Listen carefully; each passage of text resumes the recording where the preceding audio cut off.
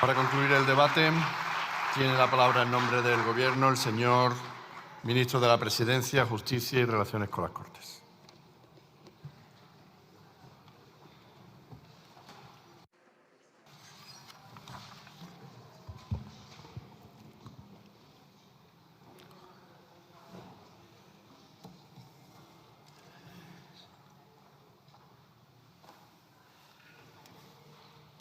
Gracias, señora Millán. Me reprocha usted a mí que no le escuche y viene aquí y me lee la réplica que tenía preparada de casa. Mire si le escucho. Yo tomo nota de lo que usted dice y yo le doy mi réplica. O sea que usted no sé si escucha, pero que trae la réplica escrita de casa, eso seguro. Me dice, claro, cuando uno trae la réplica de casa, pues pasa lo que pasa, que luego no se adapta a lo que yo he dicho. Que no hemos hablado de nuestro proyecto, pero le he hablado de economía, le he hablado de pensiones, del salario mínimo, le he hablado de la política internacional, le he hablado de cómo actualizamos y a usted le parece que eso no importa a los españoles. Claro, igual no importa a algunos españoles, a los que ganan 27.000 euros que pertenecen a Vox, 27.000 euros al mes. Pero al resto, que se actualicen sus pensiones, que haya un salario mínimo que garantice dignidad, que haya un crecimiento económico que está generando 22 millones de afiliados, es algo que importa a la ciudadanía. A ustedes igual no, pero a la ciudadanía le importa. Ya sé que a ustedes no les importa que se hable de los gobiernos reaccionarios, que ustedes están orgullosos de pertenecer a los gobiernos reaccionarios que conformarán, en su caso, imagino, con el Partido Popular. Cuando habla usted de librar del yugo, yo creo que ahí lo del yugo igual ha sido un lapsus freudiano, yo creo que realmente lo que estaba usted hablando es que esos gobiernos lo que van a hacer, porque lo han hecho siempre, es retroceder en derechos, en libertades y también en prosperidad económica y social. Es lo que hacen siempre los gobiernos que ustedes protagonizan junto con el Partido Popular. Viene de nuevo a esta tribuna para hacer, permítame que se lo diga, señora Millán, con todo el respeto, un discurso de odio contra los extranjeros, un discurso de odio de libro, de los españoles primero, todo esto. La internacional ultraderechista del mundo esto lo ha ensayado mucho y por tanto lo conocemos. Y usted aquí ha venido a representar ese papel. Lo único es que, claro, tiene ciertas fisuras su discurso. Porque usted dice, es que esto está perjudicando a los más humildes. Le voy a pedir algo. Ustedes a los barrios humildes y a la gente trabajadora, por favor, punto en boca, porque se lo están llevando crudo.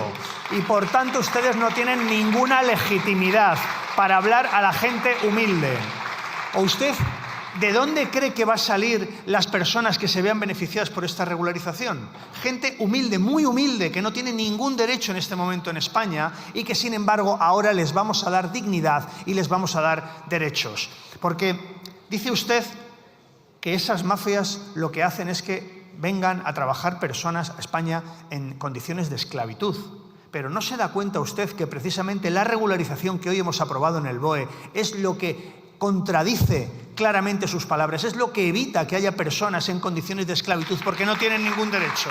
¿No se da cuenta usted que lo que dice es perfectamente incoherente?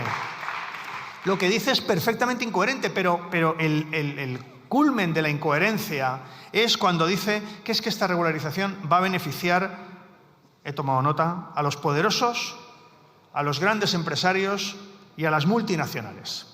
Le ha faltado hablar de los tecnooligarcas, porque estos son todos a los que ustedes benefician con su voto pleno tras pleno. Ustedes que siempre quieren bajar los impuestos a los ricos, que votaron en contra de los impuestos a las energéticas, votaron en contra del impuesto a las grandes fortunas, a los grandes patrimonios. O sea, ustedes que se definen precisamente por proteger a los poderosos, a los tecnooligarcas, a las grandes multinacionales y a las grandes fortunas, viene aquí a decirnos que una regularización para gente vulnerable va a afectar a estas personas y va a beneficiarles.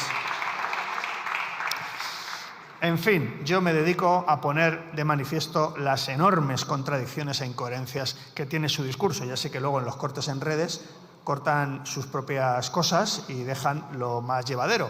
Pero siempre queda algún bulo. No hay manera de que no haya un bulo. Hoy ha venido usted al bulo con la modificación del censo por este proceso de regularización. Escúcheme con atención, señora Millán. Las personas con permiso de trabajo y permiso de residencia no tienen derecho a voto. Lamento destruir su bulo. Lamento destruirlo. igual... que es un bulo futuro, que es un bulo preventivo, es un bulo para dentro de unos años. Bueno, pues en ese momento utilicen el bulo, pero no lo hagan ahora, si es usted tan amable.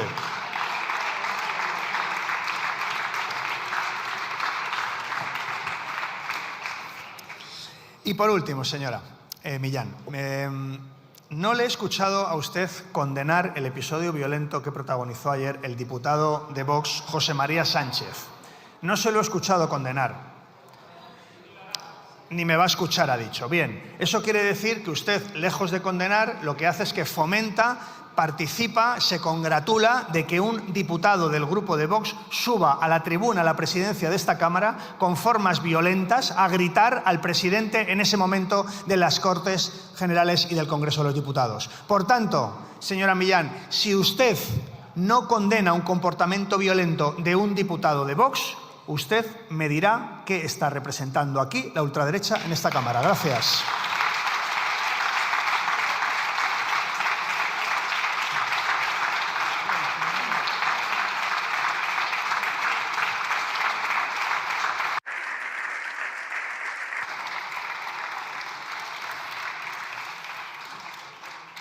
Interpelación urgente del Grupo Parlamentario Mixto, señor Catalán Higueras, a la vicepresidenta tercera del Gobierno y ministra para la Transición Ecológica y el Reto Demográfico, sobre cuándo se van a licitar y adjudicar las obras de construcción de la segunda fase del Canal de Navarra. Para la defensa tiene la palabra el señor Catalán Higueras.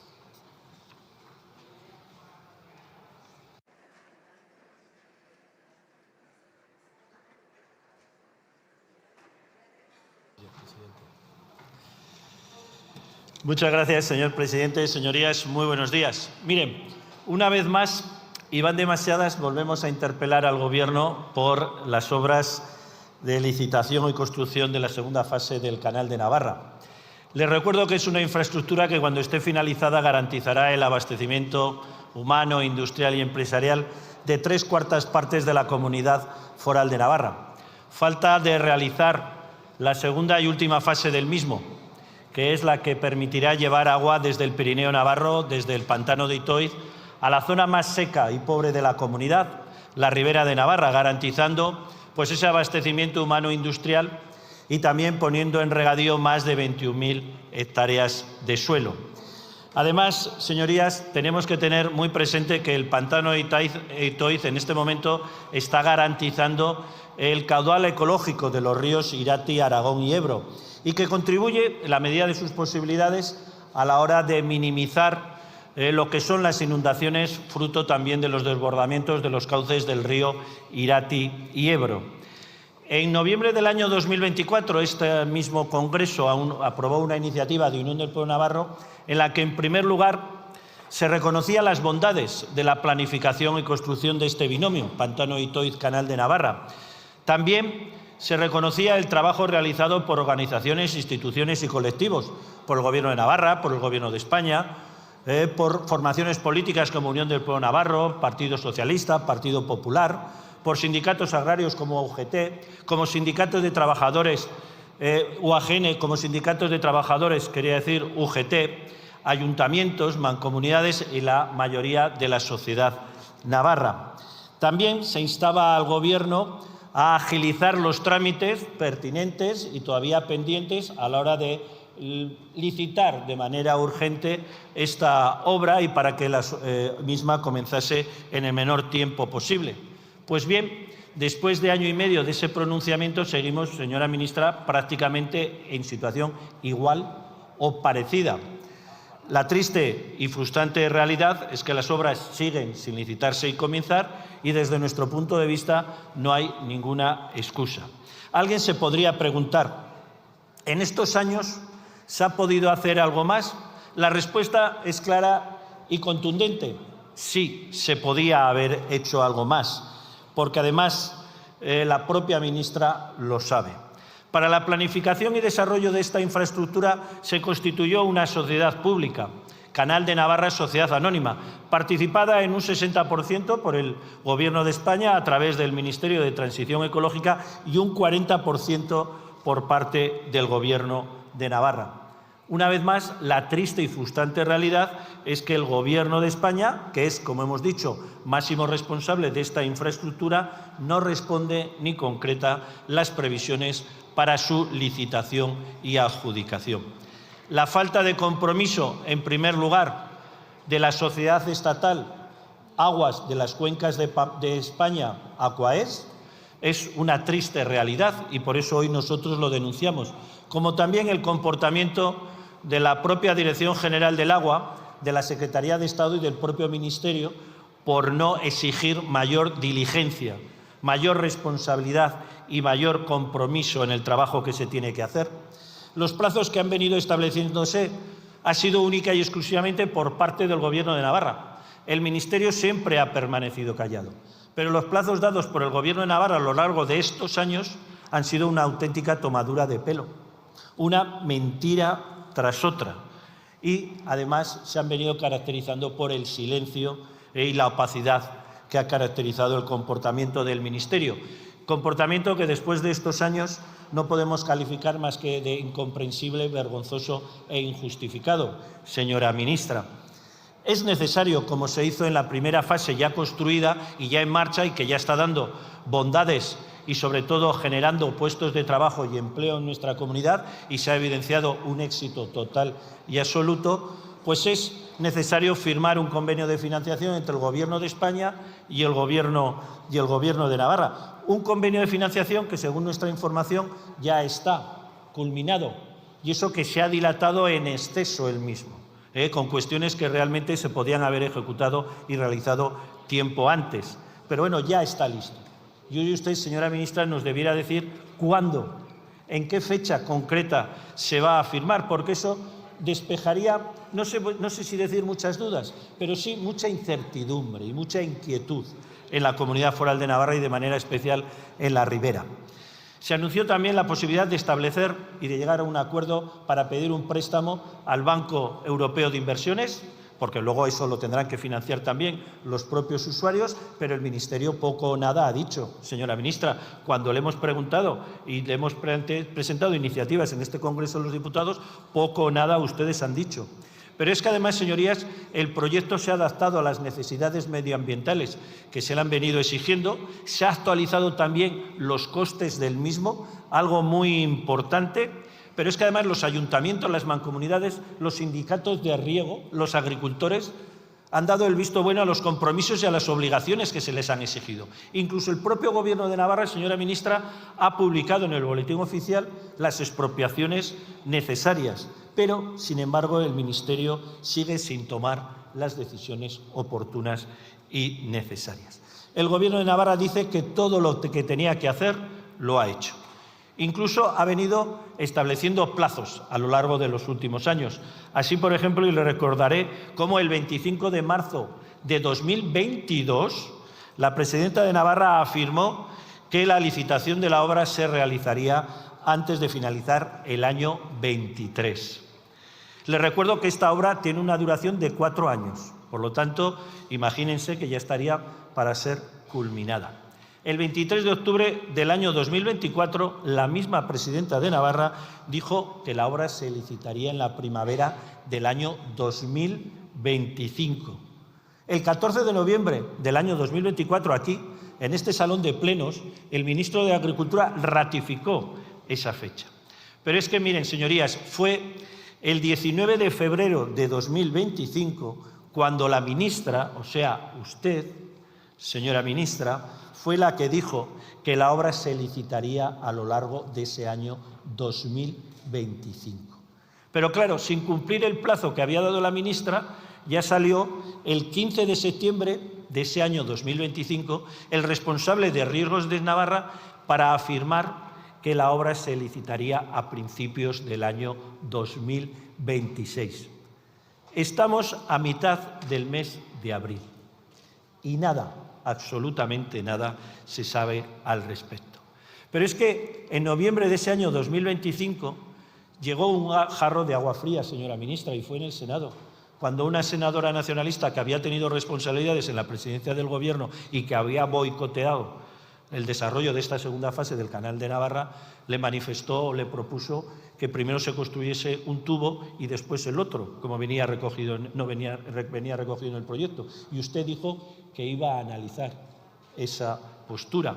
Evidentemente, tuvieron que salir los sindicatos de riego, los ayuntamientos y hasta el propio Gobierno de Navarra para decirles que ni hablar, que el proyecto se tenía que ejecutar como estaba previsto, 2 tubos soterrados y desde el principio. Nos imaginamos que usted no sigue pensando lo mismo.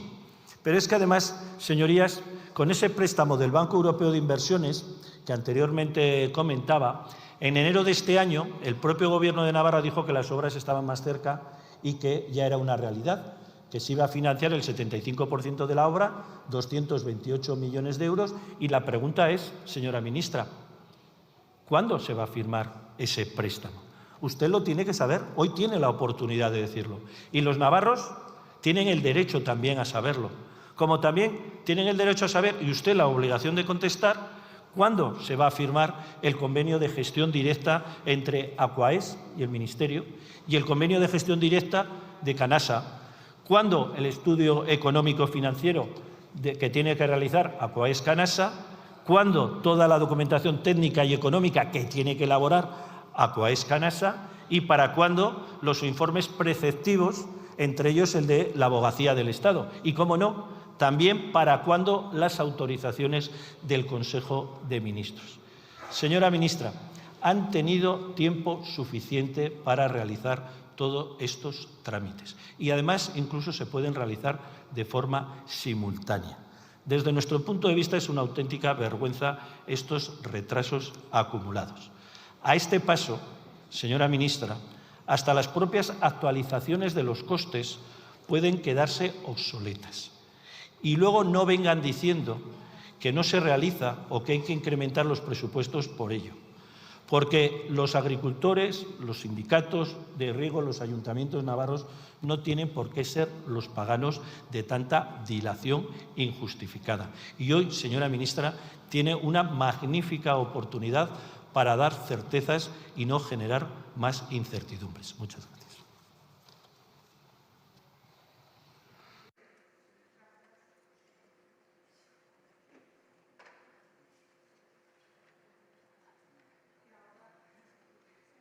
A continuación tiene la palabra, en nombre del Gobierno, la señora vicepresidenta tercera y ministra para la Transición Ecológica y el Reto Demográfico.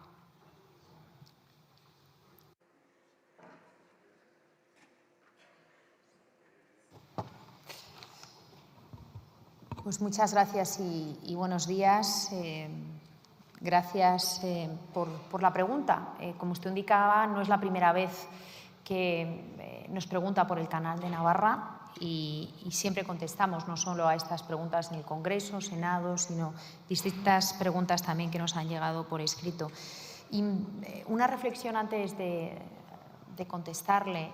Usted ha mencionado la cantidad de tramitaciones que tiene llevar a cabo el Canal de Navarra, con lo cual usted también ha dejado, pues yo diría blanco y en botella, muy claro la complejidad de una infraestructura. Pero sí también quiero decir que ante infraestructuras complejas este Ministerio no se echa atrás, sino que mira al frente.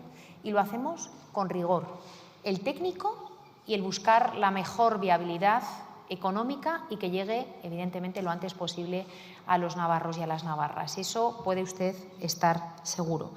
Por eso creo que coincidimos plenamente en algo fundamental, que son infraestructuras estratégicas para navarros, navarras, pero también para el sector primario, evidentemente, para la comunidad y para el conjunto de la economía. Por ello, desde el Gobierno y desde el Ministerio estamos trabajando, y se lo aseguro, sin descanso, para que esta segunda fase llegue a Navarra. Y hablamos de cerca de 375 millones de euros, de una actuación que sí es prioritaria, se lo puedo asegurar. Prioritaria porque va a contribuir al desarrollo de la ribera, porque va a contribuir al desarrollo, como bien decía también, del sur de Navarra. Y desde el Ministerio hemos trabajado en todos y cada uno de los trámites, incluso en paralelo. Usted lo mencionaba, ¿no?, la posibilidad de seguir trabajando en paralelo. También lo hemos hecho. Trámites de enorme complejidad, tanto técnica como administrativa. La inversión total, si hablamos del Canal de Navarra, de los 198 kilómetros, asciende a 850 millones de euros. Y tiene 3 objetivos, y yo creo que hay que ponerlos encima de la mesa. Abastecimiento doméstico e industrial. Más de 350.000 habitantes, cerca del 60% de la población. Transformación del campo y de la agricultura navarra y también, decirlo, una generación de energía eléctrica que favorezca este proyecto. Porque el agua es clave, clave en todo el territorio, clave para mantener el equilibrio, clave para la biodiversidad de los ecosistemas, clave para la competitividad de la economía. Ambas cuestiones, es decir, competitividad, bienestar, es fundamental para los ciudadanos. Y por eso nosotros no lo olvidamos. Desde el Gobierno de España y desde el Ministerio nunca lo olvidamos. Pero ya que hablamos de bienestar y de proteger a la ciudadanía, hoy también, si hablamos de resiliencia hídrica, necesito poner de manifiesto algo fundamental. El bienestar en España está amenazado precisamente por el incremento de las temperaturas. La gestión de los recursos hídricos está íntimamente relacionada con la emergencia climática y con la resiliencia hídrica. Una evidencia que sí le quiero poner hoy de manifiesto que es irrefutable. Me habla de la importancia para los navarros y las navarras, la compartimos plenamente, ese Canal de Navarra, pero también es irrefutable la importancia de cómo trabajamos juntos para enfrentar ese gran reto que tenemos por delante que se llama cambio climático. Temperaturas entre el 61 y el año 2024, 1961-2024, en España han aumentado 1,69 grados centígrados. En los últimos años, 26 años que llevamos del siglo XXI, 11 han sido récord de temperatura en nuestro país. Y no es un cambio abstracto, no es un cambio que tenga fronteras. Más bien, al contrario, hemos visto cómo también en España, en nuestro país, el verano se alarga con 55 días de verano. Y es cierto también que hemos vivido el pasado mes de enero el más lluvioso desde que existen registros. Pero la ciencia es clarísima. Años nos lleva advirtiendo algo fundamental. Las proyecciones apuntan a una disminución del recurso hídrico porque van a disminuir las precipitaciones hasta un 20% de aquel año 2050. Eso es mayor periodos de sequía como los que vivimos hasta el pasado año 2023. Periodos que se combinan con episodios cada vez más extremos, como la dramática Dana de Valencia o el último tren de borrascas. 10 borrascas consecutivas en apenas mes y medio. Eventos que yo creo que es fundamental no plantearlos de manera aislada. Tenemos que verlo como algo que está ocurriendo, una realidad en nuestro país. Fenómenos extremos, virulentos, prolongados en el tiempo, y ese es un claro resultado de la emergencia climática y tenemos que adaptarnos al mismo. Un resultado que es una paradoja que define nuestro clima: menos lluvia total y más lluvias violentas. Ante este contexto, yo creo que tenemos que trabajar unidos para mejorar la resiliencia hídrica del territorio y también la resiliencia hídrica de la Comunidad Foral de Navarra. Por eso sabemos que es importante la totalidad, e insisto, señoría, la totalidad del Canal de Navarra, desde el embalse de Toiz hasta la parte sur de la Comunidad Foral. La primera fase la ha destacado. Primera fase y su ampliación se encuentra finalizada desde abril, y también lo quiero poner de manifiesto, desde abril del año pasado. Obras que ya han transformado la Comunidad Foral, con resultados y con impactos, como también ponía de manifiesto, señoría. Y respecto al proyecto de la segunda fase, hemos trabajado y seguimos trabajando. Y yo creo que lo ha destacado muy bien cuáles han sido los distintos pasos que se han llevado a cabo. No ha habido ningún blanco, no ha habido ningún espacio en el cual no se haya seguido trabajando y colaborando. Hemos progresado en la tramitación del proyecto, a pesar de su complejidad. Y le detallo desde el año 2023. Desde enero del año 2023, el proyecto se sometió a información pública, iniciando su tramitación formal. Entre el 23, finales del 23 y el año 2024, ha habido un proceso administrativo y jurídico que avanzó con la Confederación Hidrográfica del Ebro y en la Dirección General del Agua de este Ministerio, del MITECO, para entrar en evaluación ambiental, porque los procedimientos hay que cumplirlos rigurosamente. Una evaluación ambiental donde Canasa recibió un requerimiento adicional de información en agosto del año 24. Precisamente un hito fundamental que creo que ha hecho referencia en su intervención, la formulación de la declaración de impacto ambiental. Sin esa declaración de impacto ambiental es imposible seguir el proceso. Y en este caso, el Ministerio lo hizo en noviembre del año 2024. A partir de ese punto, las exigencias de esa declaración de impacto ambiental requerían cumplir con las condiciones que lo que se ha hecho es trabajar de la mano de una amplia participación para buscar el máximo consenso del territorio en esas adaptaciones de proyecto. Se consideraron todas las alegaciones presentadas, incorporando aquellas aportaciones que eran viables y que mejoraban el contenido y la aceptación del proyecto del Canal de Navarra. Modificaciones también, que usted también conoce porque sabe cómo son los procedimientos administrativos, han requerido plazos de estudio, de revisión y de adecuación técnica para asegurar la viabilidad y la eficiencia del proyecto original. Esa labor de redacción culminó y el trámite de información pública de ese proyecto con esas nuevas modificaciones se lanzó en marzo del año 2025, marzo del año pasado. Complejo expediente que fue aprobado definitivamente en el mes de julio del año 2025. Finalmente, se aprobó técnicamente el pasado mes de noviembre y nuevamente noviembre del año 2025.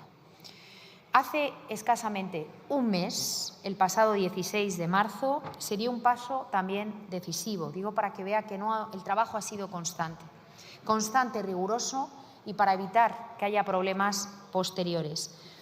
Antes de la licitación de obras es importante que el Consejo de Administración de Canasa, lo conoce muy bien, apruebe los precios máximos y la relación de bienes y derechos afectados por las futuras obras. Lo ha mencionado, un trámite necesario que abarca 1.500, lo digo porque creo que es importante, las cifras y los datos, 1.500 expedientes sobre bienes y derechos por un valor prácticamente de 8 millones de euros.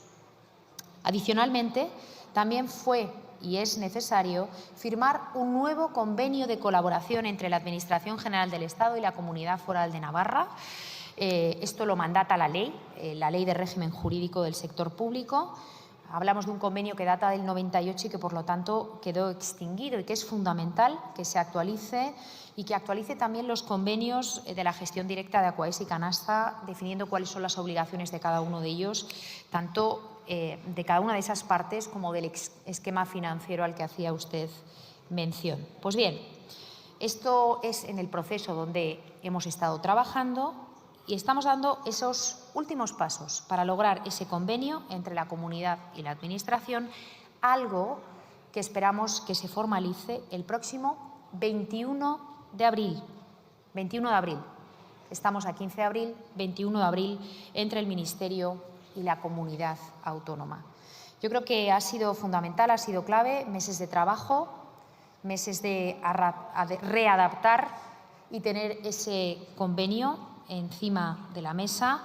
Nosotros creemos que es importante que las administraciones públicas actuemos con el máximo rigor, que cumplamos con todos los trámites preceptivos, con todos los trámites técnicos, con todas las exigencias ambientales, que busquemos el máximo consenso del territorio, que también busquemos algo tan importante como explorar las vías de financiación, y usted mencionaba algo fundamental. Y en este contexto se dio un paso muy importante y es el Banco Central Europeo, que aprobó el pasado mes de enero, hablamos de aquí y ahora, enero de este año, el préstamo a 30 años por 228 millones de euros para financiar este proyecto. Yo creo que esto es otro hito clave que ponemos en valor y de manifiesto. Por lo tanto, vamos a garantizar la máxima viabilidad de este canal y hacer todos los pasos que son necesarios y con muchísima diligencia. Gracias.